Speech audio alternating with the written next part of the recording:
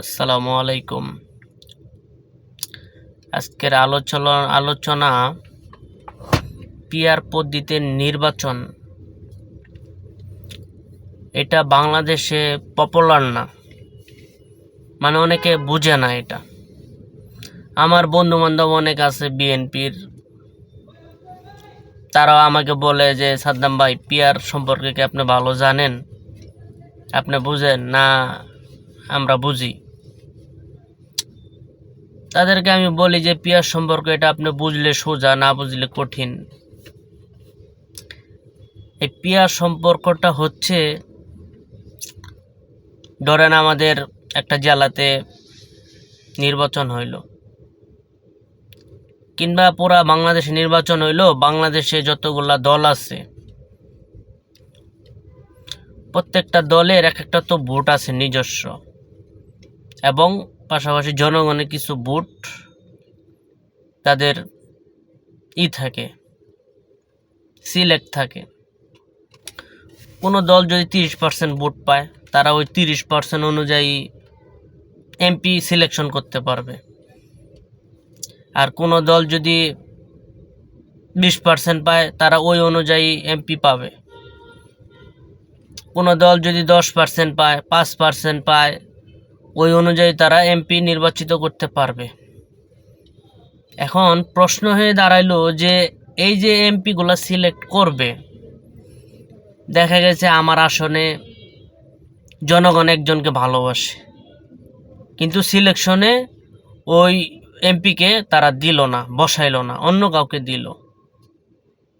এখানে একটা প্রশ্ন হইল, দল কি এত মূর্খ? দল কি বুঝে না যে কোন আসনে ওই আসনে ওই ব্যক্তিটা সৎ, যোগ্য? যদি দল এটা বিবেচনা করতে না পারে, তাহলে তো দল চালানোর কোনো দরকার নাই। দলের ভিতরে যারা হাইকমান্ড আছে, সে অবশ্যই জানে যে কোন এলাকায় কোন নেতাটা সৎ কিংবা অসৎ, তার কেমন জনপ্রিয়তা, সে কেমন টাকা পয়সার মালিক, সে কেমনে টাকা কামাইছে, এটা 100% তার কাছে রিপোর্ট আছে। হাইকমান্ডের কাছে, স্থায়ী কমিটির কাছে রিপোর্ট আছে। এই যারা দুর্নীতি চাঁদাবাজি করে, সব টাকাকে তারা নিজেরা খায় ফেলে না।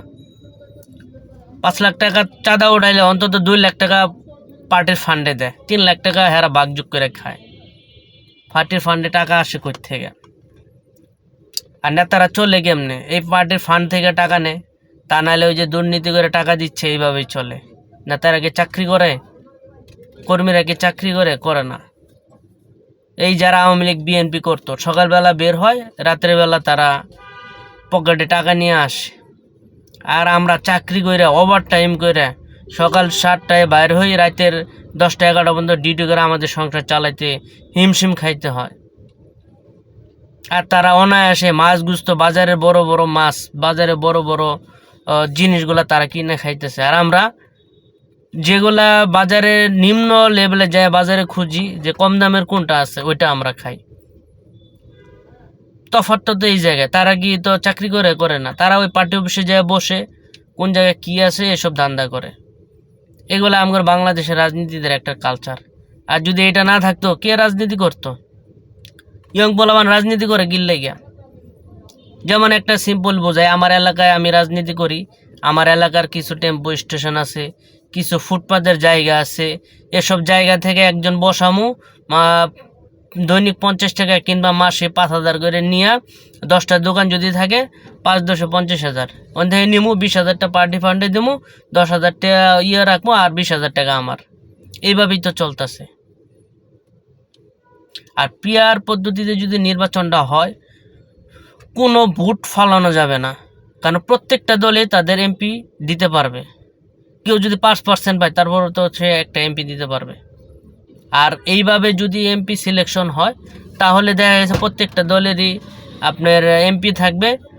এতে কেউ মানে এককভাবে ক্ষমতা চালাইতে পারবে না।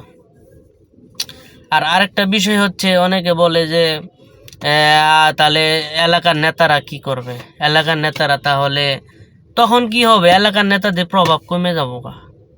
তখন তারা চিন্তা করবে যে দলীয় ভোট আমার দরকার, নিজস্ব ভোটের কোনো প্রয়োজন চিন্তা করবো না তারা।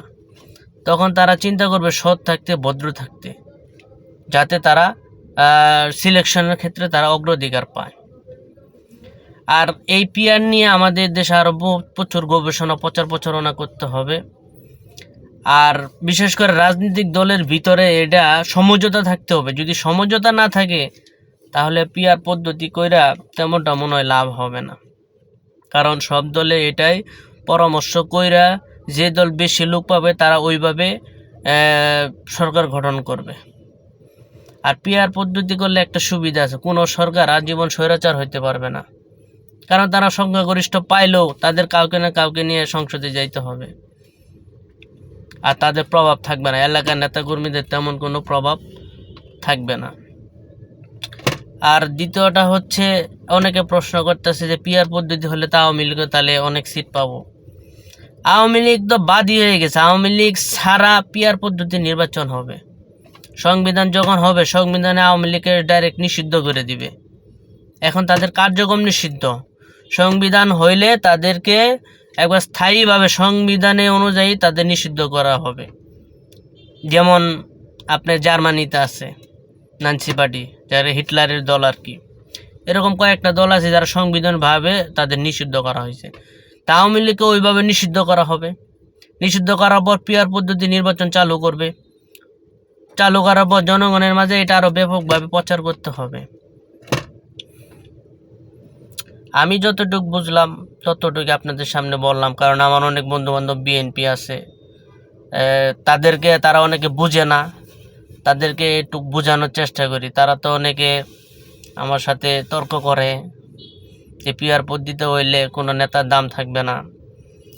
নেতার দাম থাকবে না কেন? ভালো নেতার ঠিকই দাম থাকবে। নেতা কি মানুষের ওই চাল, গম, তেল চুরি করে খাওয়ার জন্য, দখলবাজি করার জন্য? আগে রাজনীতিবিদদের দেখছি তারা রাজনীতি করতে যায় নিজের ঘরের চালের টিন বিক্রি করছে। এখন কি এটা হয়? এখন রাজনীতি করে 5 লাখ খরচ করে 20 লাখ টাকা ওঠায়। এই কালচার আমাদের বন্ধ করতে হবে। আসসালামু আলাইকুম।